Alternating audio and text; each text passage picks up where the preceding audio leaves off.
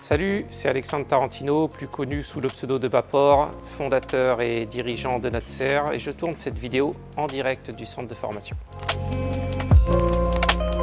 Le bilan de Vegas de cette année, on avait plutôt bien démarré les 10 premiers jours, on a eu pas mal de deep run. Ensuite, s'en est suivi de mauvais résultats. On est allé jusqu'à un downswing de moins 130 000 $ environ. Donc en fait, on a été négatif jusqu'au 43e jour et au 43e jour, grosse perf de Boris qui a up l'événement. On est passé de moins 130 à plus 130, quelque chose comme ça. Et au final, c'est un Vegas qui s'est extrêmement bien fini et qui est complètement différent du précédent. Le précédent, on avait extrêmement bien débuté et en fait tous les gains sont au début de l'événement, alors que là on a fait un downswing et sur la fin on est remonté, on a été gagnant. Donc c'est un Vegas très positif au final.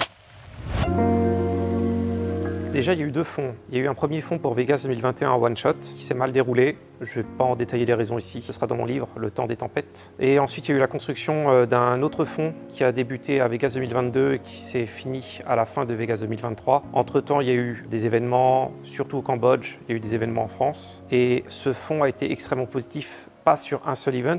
En fait, tous les events ont été gagnants, à l'exception d'un tout petit de 3 tournois. D'ailleurs, comme je sais que vous aimez les chiffres, je vais vous mettre tous les chiffres à l'écran, mais vraiment tous les chiffres. Vous avez tout en détail, il n'y a rien qui est caché. Et en fait, la vraie réussite de ce fonds, c'est que tous les événements ayant été gagnants, en fait, on ne peut pas nous dire qu'on achète un événement ici ou c'est un joueur qui a fait un one-time ici qui a pu rendre le fonds gagnant. Non, non, tout a été gagnant, donc c'est une énorme réussite. Alors l'avenir de Natser, c'est le développement de la team Pro MTT. Donc on va continuer à faire des événements, on va continuer à la faire grandir. Il y a la team Pro Cash Game, parce qu'on a une team Pro Cash Game qui est en train de jouer en live à la capitale du Cambodge et donc les amener jusqu'à aller jouer les plus grosses sables de Macao. Donc ça c'est plus qu'un projet, hein. C'est en cours. Le développement de la team Spin, qui est la section la plus récente chez Natser. Le développement du centre de formation, celui qu'on a actuellement au Cambodge, et peut-être l'ouverture, je dis bien peut-être, d'un deuxième en Europe. Et d'ailleurs, si dans les commentaires, vous pouvez me dire où en Europe, qu'est-ce qui vous intéresse le plus, j'écoute. La Team Cash Game, c'est déjà une section qui a quasiment 2 ans, une section où les résultats sont excellents. Et le système de recrutement de la team, c'est que je prends des joueurs qui sont à minimum, je dis bien minimum break-even en L10, donc il n'y a pas de recrutement de récréatifs. Même si les récréatifs, on peut les mettre à niveau pour qu'ils puissent postuler pour le coaching for profit.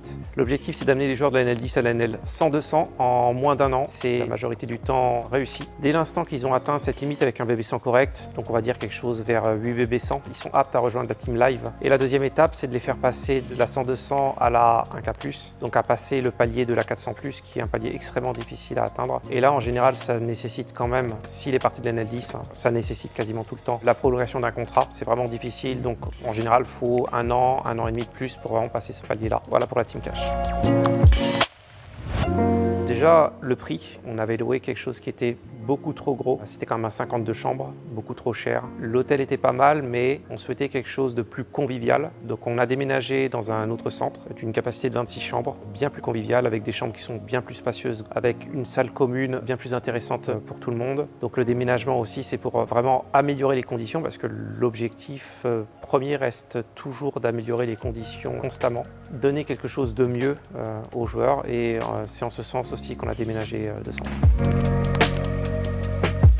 Alors oui, on peut venir au centre sans contrat, parce que le centre, c'est un endroit en fait qui est dédié à la performance. C'est-à-dire que peu importe votre discipline, c'est adapté à vous faciliter la vie pour que vous puissiez performer dans le domaine que vous avez choisi. Et vous n'avez pas besoin d'être en contrat, parce que ce centre accueille absolument tout le monde, donc pas besoin d'être en CFP, en prépa, d'avoir le starter. Même si vous êtes dans une autre discipline, par exemple, je pense surtout au trading, en fait, vous pouvez venir. Le centre, c'est 900 € par mois et vous avez accès à tous les services d'hôtellerie, donc vous serez facilité sur la nourriture, sur votre chambre, sur votre linge.